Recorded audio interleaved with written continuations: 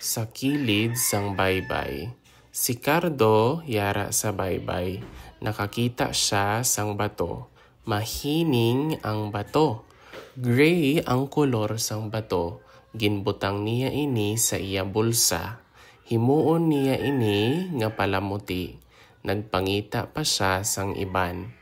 Sa kilid sang baybay, it means like at the side or at the beach in a way. So kilid is like the side, and then a baybay is the beach or dagat. It also means the ocean or the sea. So si Cardo yara sa baybay. So Cardo is on the beach. Yara is on.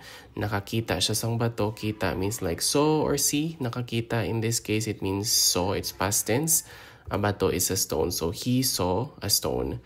Mahining ang bato. So the bato or the stone is fine or smooth, mahining. Gray ang bato, ang kolor sang bato. Gray ang kolor sang bato. Color is like color. Ginbutang niya ini sa iya bulsa. Butang is like place. So he placed this on his pocket. So bulsa is pocket. Himuon niya ini nga palamuti. He will use this for decoration or as a decoration.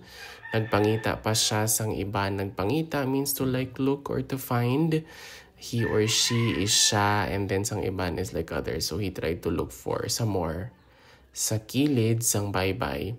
Si Cardo yara sa baybay. Nakakita siya sang bato. Mahining ang bato. Gray ang kolor sang bato.